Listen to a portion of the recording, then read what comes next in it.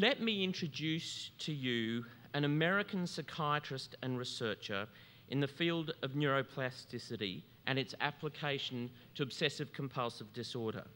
The first ever Jewish evangelical Christian with a long background in Buddhist studies, who shares a birthday, get this, with Richard Gere. That's very cool, and is almost as good looking. He's currently a professor at the UCLA School of Medicine, a fellow of the International Society for Complexity, Information and Design. He's authored almost 100 scientific publications in the fields of neuroscience and psychiatry, and of course the groundbreaking books Brain Lock and The Mind and the Brain. To tell us why you are not your brain, please make welcome the scintillating intellect of Dr. Jeffrey M Schwartz.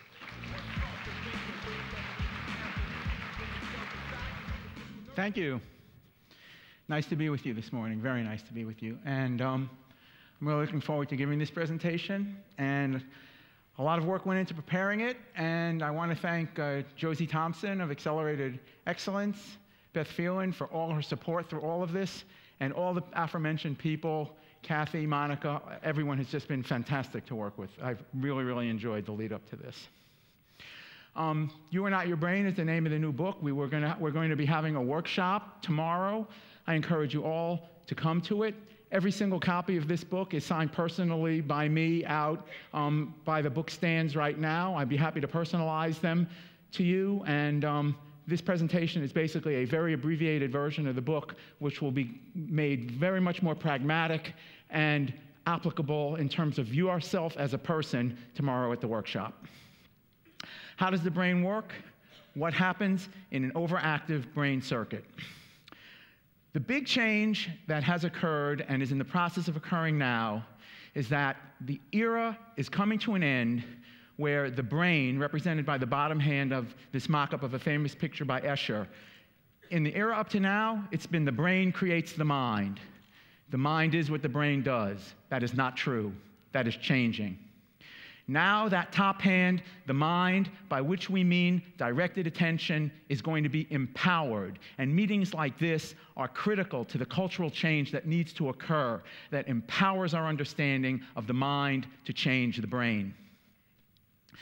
The brain puts out the call. We all acknowledge this. The brain is the passive part of existence. The brain puts things into our consciousness, but it is the active mind that makes choices about whether to listen and how to listen. And in the process of doing that, you rewire your brain. That is the big message. The brain is a very complicated thing, no question about it. In this picture on the bottom, you see the red OFC stands for orbital frontal cortex. Just adjacent to it is the purple amygdala, the fear and emotion circuit. We're going to be hearing more about these. These are the emotional part of the brain. Right above it, you see the red reward system. The VS stands for ventral striatum. This is the reward part of the brain.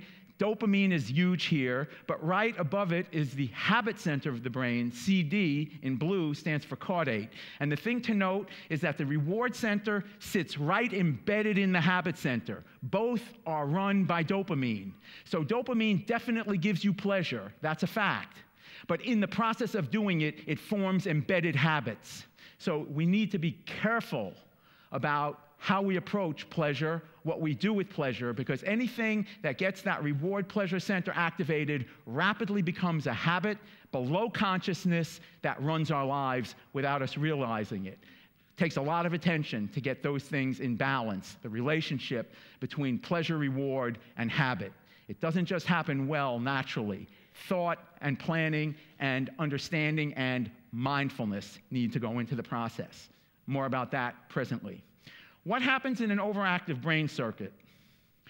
All of my work on obsessive-compulsive disorder is an approach to the answer to that question.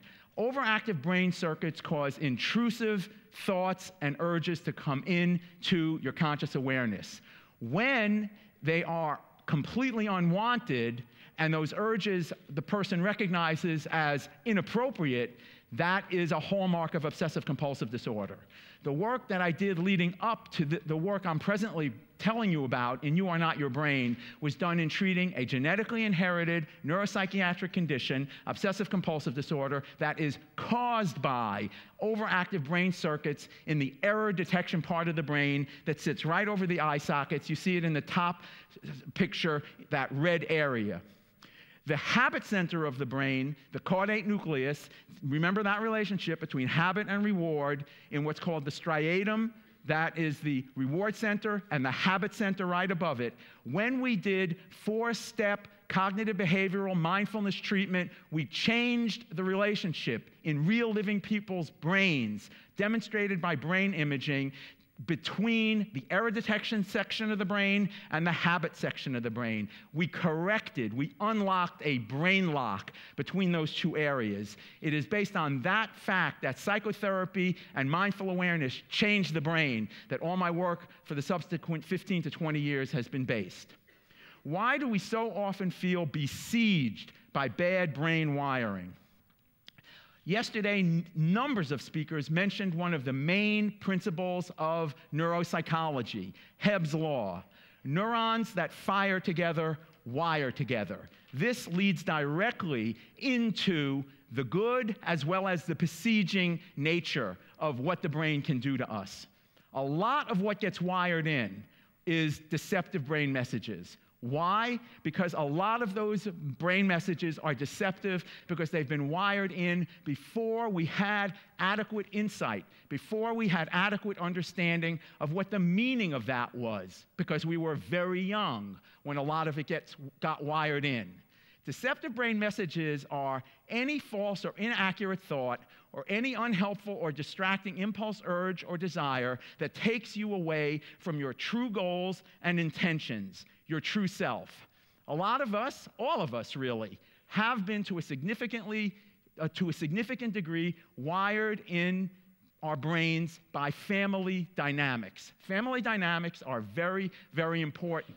With awareness, though, we can do something about it, which can even help our families which wired them in. I'm all into the interactive aspect of individual family relations, which leads directly into individual family community relations. And deceptive brain messages get wired in because of innocent reasons to a very large extent. We are all sufferers. First noble truth of Buddhism, we are all sufferers. But with mindfulness and awareness, we can rewire and overcome those deceptive brain messages. The basic physics principle on this, I had to do a lot of work to make the case, how does the mind change the brain? In academics, you can't just make a claim like that, especially in a materialist era. Lots of skepticism. How does something immaterial change something material? A lot of work went into that over 15 years with a very renowned quantum physicist named Henry Stapp at University of California, Berkeley. It comes down to one pithy line.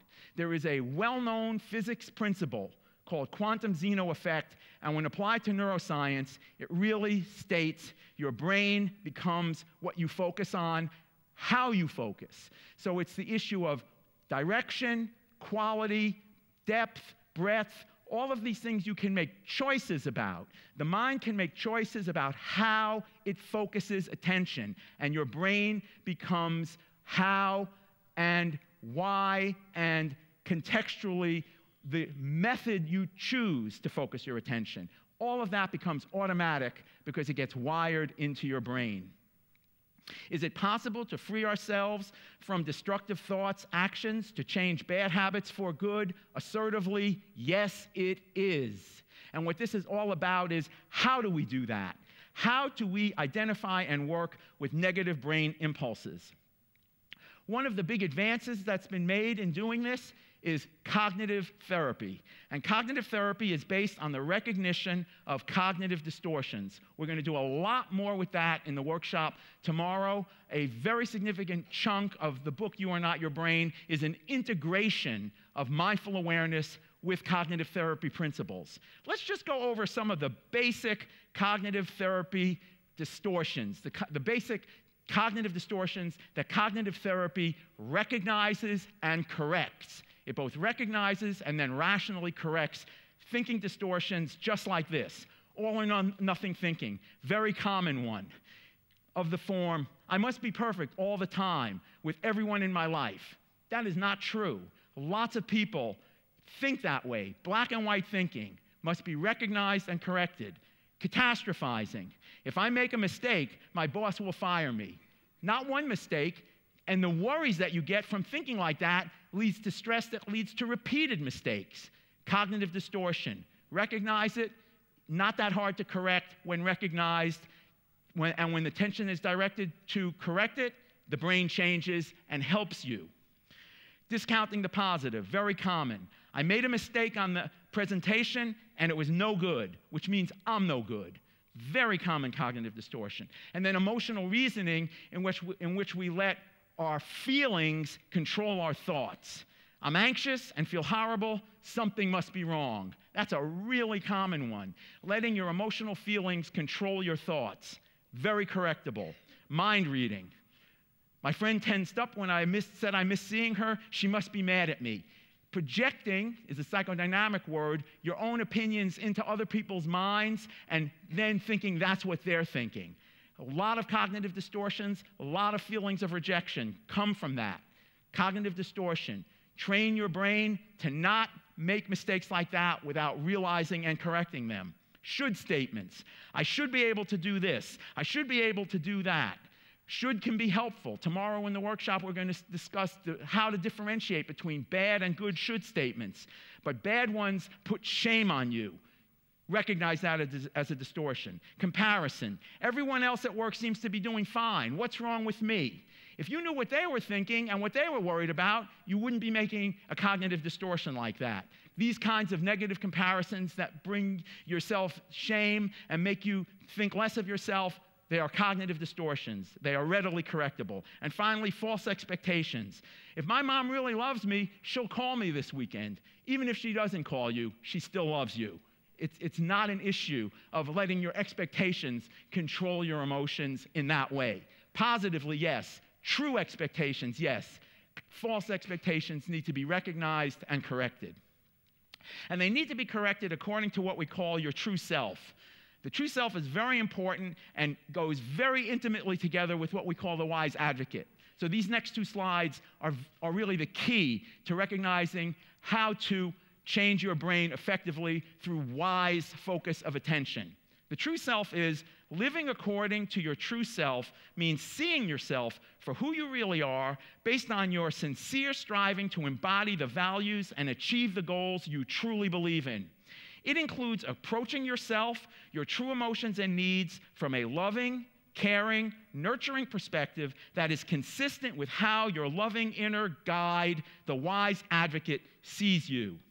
What is your wise advocate? This is very, very important. This is the core principle of how to direct our attention wisely, which means how to change our brain wisely. Your wise advocate is the aspect of your attentive mind that knows what you are thinking, can see the deceptive brain messages for what they are and where they came from, understands how you feel, both physically and emotionally, and is aware of how destructive and unhealthy your patterned automatic responses have been for you. The wise advocate wants the best for you. It loves and cares for you.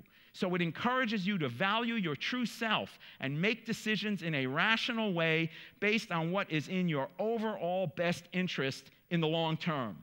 The wise advocate can be understood as just a cognitive construct if you want to do it that way, but it also has a much higher spiritual capacity as well. And for those who are open to seeing it as something inside of us, something sacred inside of us, I would encourage one to go that way. One of the strong advantages of the wise advocate concept is that it works at multiple levels, and therefore everyone can recognize the wise advocate inside of them. It is a universal, beneficial truth that we are all gifted with by grace. Making your brain work for you, the 4-step solution for changing bad habits, ending unhealthy thinking, and taking control of your life. This is really where the rubber meets the road. This is where we can do things to change our brain constructively. The 4 steps, which have been a result of a quarter of a century of work that I've done, are relabel, reframe, refocus, revalue. Relabel is calling things what they really are. It turns out that using true labels helps anxiety. The issue of deceiving ourselves turns out not to be helpful. We want to work at using true labels because this sets us up to reframe. And what I've just been saying up to this point is the essence of reframe. Reframing is understanding that the urges that keep bothering you are false brain messages. The one-liner is, this is not me. It's not me. It's just my brain. Your brain is not who you are. You are not your brain. Your brain gives you all kinds of messages. A lot of them are deceptive. A lot of them are self-denigrating. Your mind has the capacity to recognize them, direct attention differently, and when you do that, it changes your brain. Much more on this tomorrow in the workshop. And then when you refocus your attention based on accurate labels and proper reframing, you focus your attention, you direct your attention by focusing your attention on a positive thing that is productive and wholesome. You do another productive, wholesome behavior. That causes your brain to change in productive, wholesome ways. And when you do that regularly, you revalue your inner experience. You don't take deceptive brain messages at face value. You realize they're simply sensations. You don't have to believe them. And progressive mindfulness and your true self come to experientially realize, I know what this is. I don't have to listen to it. And that allows you that frees you to not have to use the cognitive method all the time. You wire that cognitive method into your habit system. It changes your values in positive ways, and the process becomes automatic. You have learned to relabel, reframe, and refocus in one step through deepened insight, wisdom. Your values change in positive ways because your brain changes in positive ways by using this method.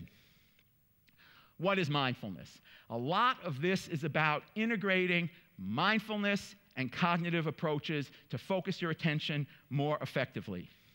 Mindfulness is an activity. It's something you do with your attention. Mind is movement in This is what Susan said yesterday. Mind is movement, not just in your brain. I think that's too limiting, but it's mental movement. It's movement that definitely affects your physical movement, but is certainly not reducible in any sense to anything physical. Mindfulness is an activity of your attention, an activity of your spirit. It's a state of mind. Eventually, it can become a way of being, a state of mind, but it doesn't start out that way. You just don't get in the zone. It's kind of like tuning a radio. If you're looking for a distant station, you tune that radio and you bring it in. When you bring it in, you can hear it more clearly. It's that kind of enhanced awareness that can pick out the truth from all of the noise. Mindfulness is very empowering at picking out the truth from all of the noise.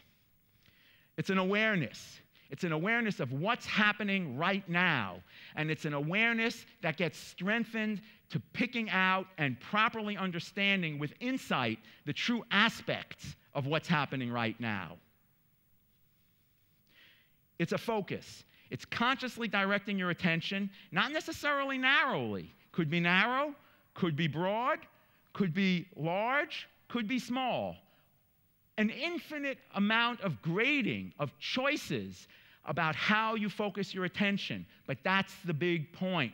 With mindfulness, we bring choice into how our attention is focused. Our attention is not just grabbed by the brain. Our attention is not just directed at every advertising sign that goes by. We feel the pull, but we don't have to go there. Much more on that tomorrow in the workshop. And then acceptance. You accept what's there. accepting what's there makes it easier to not pay attention to it if your choice is to not pay attention to it. If you start fighting with it, you get tied in and trapped by it. Acceptance is freeing in the sense that you accept that a lot of what comes into your mind is deceptive brain message. That's not you. That's one of the big advantages of realizing you're not your brain. If you realize I am not my brain, it's much easier to accept what's there because it's not you. It's things that you can do about by recognizing with mindfulness and redirecting your attention. Mindfulness works.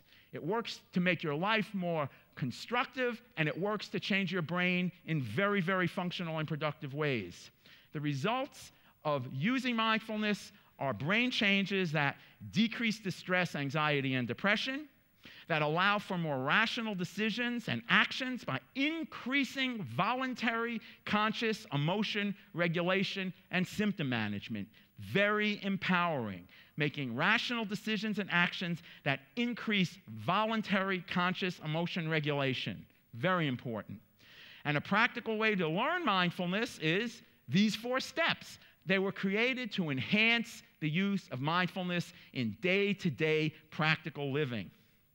And always remember, consult your wise advocate, because the wise advocate, that inner positive power inside of you, is the thing that really connects you to mindful awareness. Mindfulness works. Understanding that your brain has been acting in unhelpful ways and that you, through applying mindfulness, can change how your brain functions in positive ways. Mindfulness is very empowering. By applying it, you can change how your brain functions in very positive ways. This helps people become more motivated and empowered to change their brain to work for them rather than against them. Now, I just want to take a minute right now and show you how easy and fast it can be to use mindful awareness. It doesn't have to be some drawn-out meditation. I meditate for an hour a day, but you certainly don't have to get positive results. I want to take a minute right now and show you how easy simple breath meditation is, because simple breath meditation is one of the main ways that we regulate to help us refocus. There's a fair amount about that in the book You Are Not Your Brain, and certainly will be in the workshop tomorrow. I'm just asking you now for 1 minute or so to watch your breath, close your eyes, sit comfortably, be aware of the breath going in and going out at the nostril. There are other places one can observe, like the abdomen, but the simplest place is the entry of the air through the nasal passage, where the nostril meets the air, where the inner world meets the outer world. Be aware of the movement of the air. When you breathe in, a simple to yourself, 1. When you breathe out, a simple to yourself, 2. 1, 2. You can count up to 4, 6, but the maximum is 10. If you get to 10, start over. Let's take a minute and do this.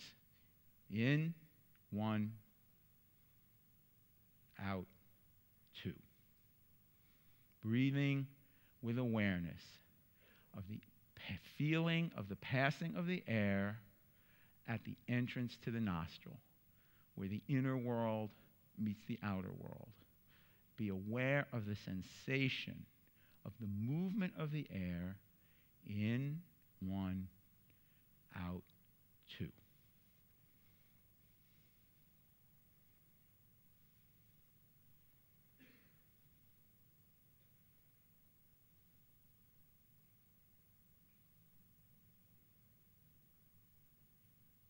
If the mind wanders, go back to 1. Don't say, where was I? Just go back to 1.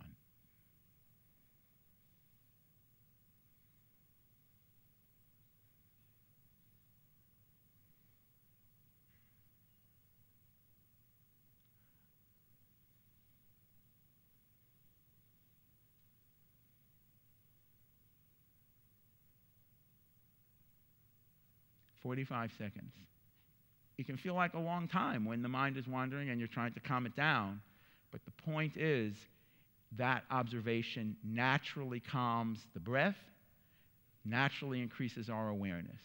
Now I want to show you an experiment that really starts to show how this kind of self-regulation can change the brain. One of the things that this kind of mindful awareness does is empower us to change our narrative. Because one of the things that's running through your mind is statements. Yes, you don't want to focus on them when you're doing meditation, but you're relabeling and making mental notes. And when you're relabeling and being aware, making mental notes, your cognition, in a way, is prepared to increase, not during the meditation, but it's strengthening your capacity when you stop the meditation to do that more effectively. And when that cognition increases, the emotion is easier to control.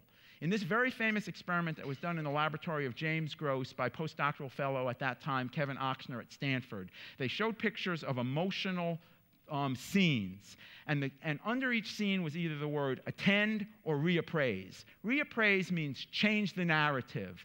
Change the narrative of an emotional subject so that it becomes less emotional. Here we see a picture of people basically outside a funeral.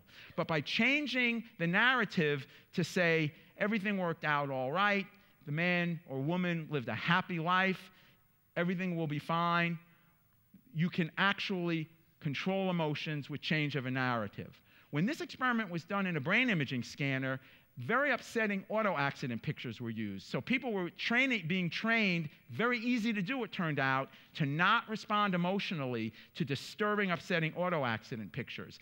A common strategy they used to do that is to change the narrative to make believe, and none of them were medically trained at all, make believe I'm a medical technician, an emergency medical technician on the scene. I need to control my emotions to properly assess this scene. Just telling themselves that narrative did big things to affecting the brain. Here we see the red dot on these brain pictures. That's the same error detection circuit that's overactive that I showed you earlier in people with obsessive compulsive disorder. That area of the brain becomes very, very active when people just attend to an upsetting emotional scene.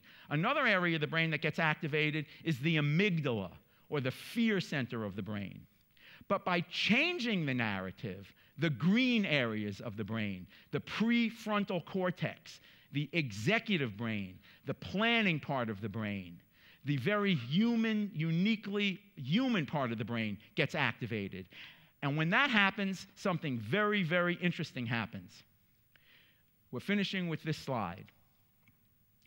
When you change the narrative, you see that on the left-hand part of the screen, the lateral PFC, the lateral prefrontal cortex, that generates and maintains strategy. When you come in with a constructive narrative, you activate that part of the brain.